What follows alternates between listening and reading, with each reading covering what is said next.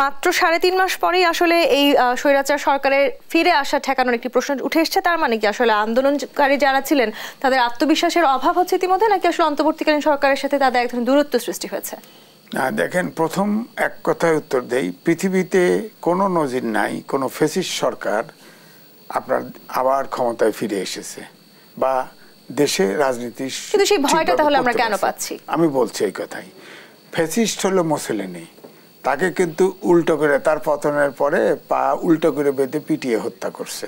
কিন্তু আমাদের দেশে ফ্যাসিস্ট কিন্তু নানান কারণে বিদেশি শক্তি, আমি বলবো আর্মি, এদের সহযোগিতায় সে অক্ষত বিদেশে পাড়ি জমায় এখন উঁকি ঝুঁকি মারতেছে।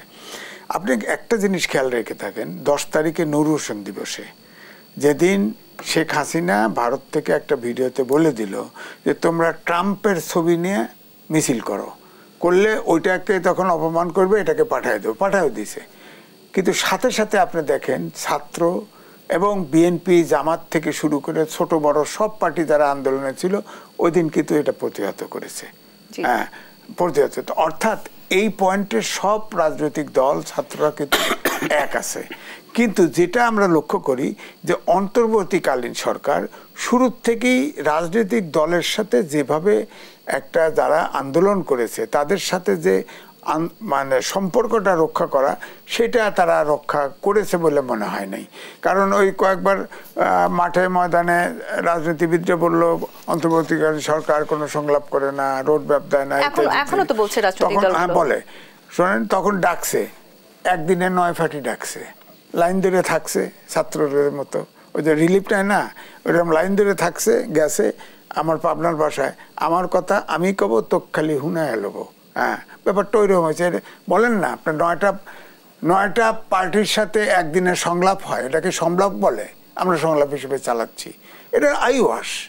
সুতরাং সবগুলো দল যারা আন্দোলনে ছিল, ধরেন তখন যদি জাতীয় সরকার করতো হতে পারতো, বিপ্লবী সরকার করতো তাও হতে পারতো, করছে অন্তর্বর্তীকালীন সরকার। তা এটা তো কেউ কি বুদ্ধি দেওয়ার ছিল না। এই মুহূর্তে আসলে বাংলাদেশের পরিস্থিতি খুবই উদ্বেগের, সেটি নিঃসন্দেহে আমরা সবাই একই কথাই বলবো।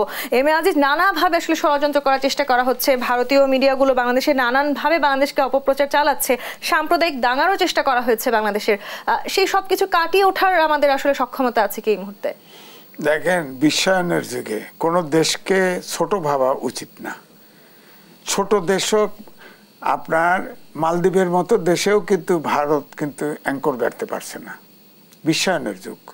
ভারত যদি মনে করে থাকে, আমরা ছাত্র জীবনে স্লোগান দিয়েছি, ভারতীয় সম্প্রসারণবাদ ধ্বংস হোক নিবাদ যাক। ভারত দেখেন দক্ষিণ এশিয়ার একটি দেশের সাথে সম্পর্ক নাই। আমাদের দেশে শুধু শেখ হাসিনার সাথে সম্পর্ক ছিল। আমরা টকশো করেছি, আওয়ামী লীগের মন্ত্রী নেতাদের সাথেও করেছি, তারাও যখন একান্তে কথা বলেছে অনেক কিছুই পছন্দ করে নাই। কারণ এখানে যদি আমি একটু একটা প্রশ্ন করতে চাই, এম এ আজিজ, আপনি নিশ্চয়ই জানেন কোন একটি আন্তর্জাতিক সংবাদ সংস্থা ভারতীয় যে পররাষ্ট্রমন্ত্রীকে জিজ্ঞেস করেছিলেন শেখ হাসিনার ব্যাপারে ভারত আসলে কিভাবে তার সিকিউরিটি নিশ্চিত করছে। তিনি উত্তর দিয়েছিলেন, এই মুহূর্তে শেখ হাসিনার জন্য সিক্রেসি ইজ সিকিউরিটি। এত গোপনীয়তা কেন তার মানে শেখ হাসিনার জন্য? দেখেন, এটাও কিন্তু সঠিক কথা না। যদি এতই সিক্রেসি হয় তাহলে সেই যে সবসময় আওয়াজ মারতেছে কি করে?